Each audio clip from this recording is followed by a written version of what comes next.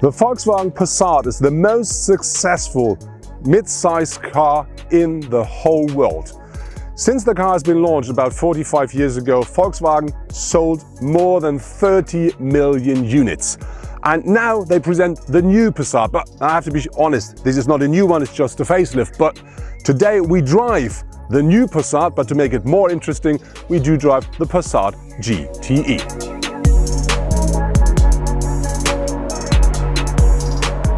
The exterior of the Passat has only been slightly sharpened. For example, a new front bumper and a revised radiator grille are shown at the front. However, the new Passat is now the second Volkswagen after the Touareg with IQ Light, and so it can be ordered with LED matrix headlights. Of course, the interior of the new Passat has been modernized as well, so you do now find the newest version of a digital cockpit with an 11.7-inch screen. Important here is it is, let's say, the same screen or technology as with other Volkswagen cars, but what they did here is they put the side side controls out of this screen. So this gives you a bigger screen. It looks like a bigger one, so you have more space for the things you want to have to be configured the way you want. On top of this, you do find an up to 9.2-inch touchscreen in the center console with the Discover Pro system, and that of course is something where you have gesture control. If you come close to it, you find extra elements you can use, and that really works absolutely well. So this asset now is a really state-of-the-art interior and infotainment. My car is featuring the Ergo Comfort seats, which are new from Volkswagen for the Passat. And they're quite proud of these seats. And when you drive the car with these seats mounted, it really is a pleasure to drive. You have loads of comfort, loads of support, and it's really a relaxing drive. And so I think they should be proud of it. Of course, the new Passat must be practical. And when we talk about the compartment for storage inside of the car, you really do find what you expect. You have very big compartments here at the front. In the door of driver and passenger side is the same for really big bottles. You have extra space here. You do find two cup holders in the center console. You do find another compartment here at the front with which you can use for wireless charging. And you do of course have under your armrest another compartment which is of a proper size. So that really is the amount of space inside of a Passat which you expect. On top, very important, is you do find here at the front only a USB-C socket. So if you use an older phone, you may have to buy an adapter.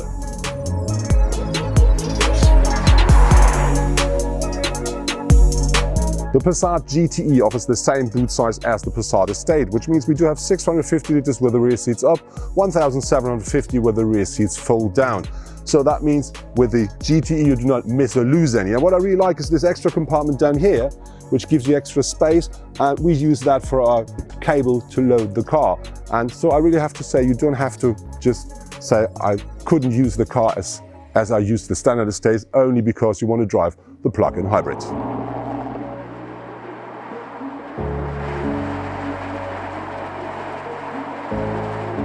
As at the front, you will also find a new bumper at the rear.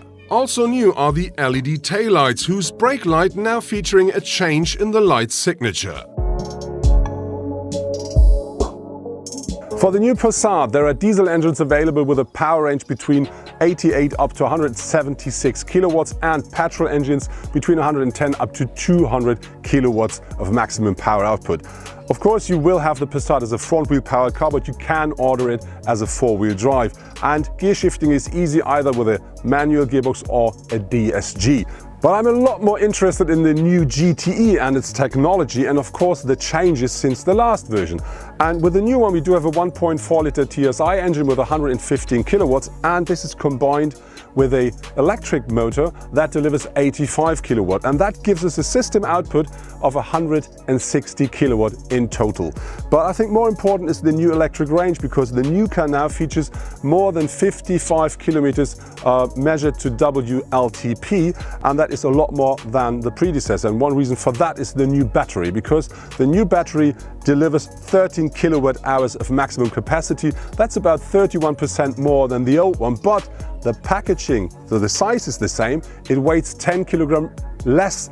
And important, that happens because they completely reinvented the packaging and the technology of the battery. So you got less weight, same size, and more power. And on top of this, with that car, you're gonna get a 50-liter gas tank. So this in combination really gives you a maximum range to really enjoy your car. But I think very important with the GTE is driving fully electric. So that car can be charged as a standard household socket in 5.5 hours overnight easily. So that really gives you the car in the morning fully charged to just enjoy pure electric driving. Or if you have a longer distance, you just use the combination of both engines.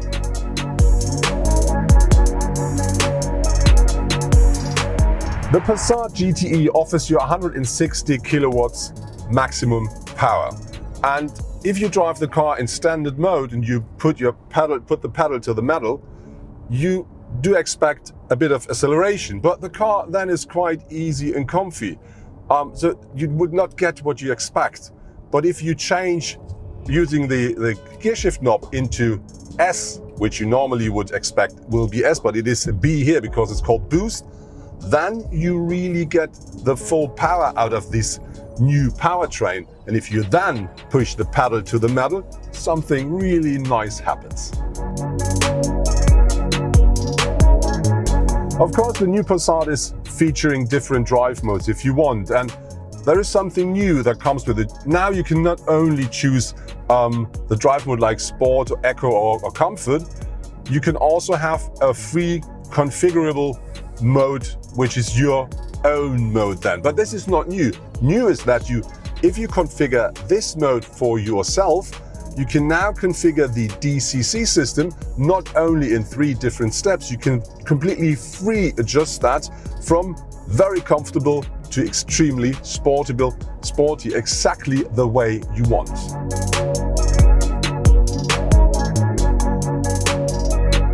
I'm not 100% sure what Volkswagen says about the official number of the consumption of the Passat GTE, but I think something about 1.5 liter. But that's of absolutely no use because that includes the battery.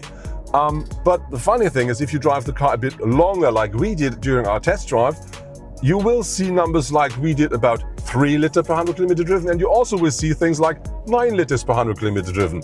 Because the thing is that the car really makes it happen that if you drive the right way on the right roads, you can really have a very, very low rate. And that makes perfect sense. But on the other hand, if you drive quick on a motorway, you of course will use loads of petrol. And so I think it's very important to think about what is your day-to-day driving, because if you are the right person, this car really can save you some money.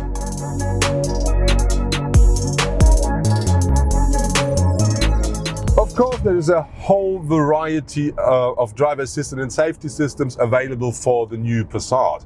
Some of them are coming as standard, some of them you have to pay extra for. But there is one new system which I like a lot. They call it Travel Assist, and this system is just using parts of all the other systems to provide you with, let's say, the partly autonomous driving. So with that system engaged, the car will stay not only in the middle of the road, it will not only keep the distance to the car in front of you, it will also work with the traffic sign recognition to adapt the speed the way it should be. And the good thing here is it works with the sat-nav and radar sensors as well. So that means if you come to a, let's say, roundabout, the car will reduce the speed. If there is a very short or a very tight bend, the car will reduce the speed. And even if you want to use an exit, the car will know this and will adapt the speed of the car. And that really provides you, especially on long trips, with a lot more comfort and safety.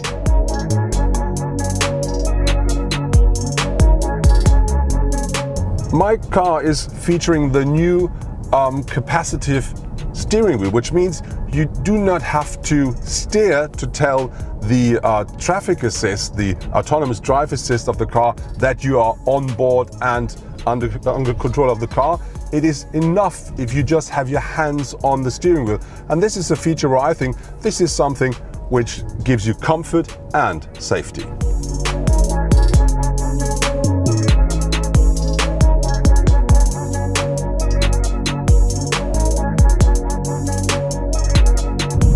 Now let's talk about some things I do not like so much with the new Passat. There is one thing which we all know already from the new Golf, which means we do not have any buttons here at the new infotainment to reduce or increase the volume or to zoom in and out of the map. Of course, I'm an old man and you may get used to it, but this is something I don't like, and I know there are many people who do not like this. One other thing is, maybe you remember with the old car you have had a watch up here, a clock, which I really like because that was the typical Passat. Now it's gone and there's only a signature which tells me I'm driving a Passat. I'm not a big fan of that. And the other thing is the new head-up display.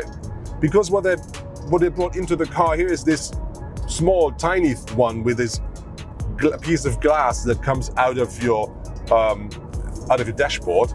And this really is very, very tiny. And I think that doesn't provide me with any extra because it's right above of my cockpit and it does not project the speed information or the stuff onto the road in front of the car. It's just a very tiny extra display. And I think if you want to play with the big boys in this segment, like let's talk about Audi, you have to provide or offer a proper head-up display, because if not, it doesn't make sense to offer it at all.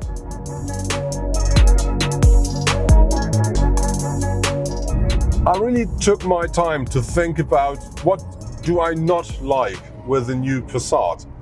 And I have to tell you, when I think about quality, craftsmanship, materials, practicability, technology, it is really hard to find any downsides of the car, except the 3 ones I already told you.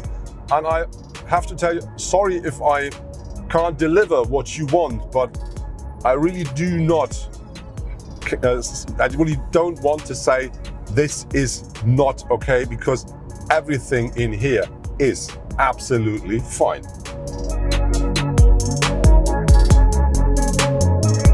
That was my test drive with the brand new Volkswagen Passat with the facelift. But what I like with that car is it really delivers what you expect from a Passat and what makes that model so successful.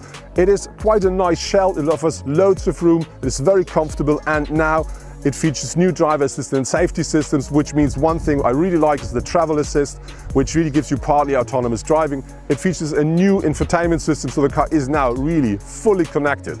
And with our car here, with the GTE, I really do like the powertrain a lot, because you can have a bit more than 50 kilometers of pure electric range, which gives you everything you need for day-to-day driving.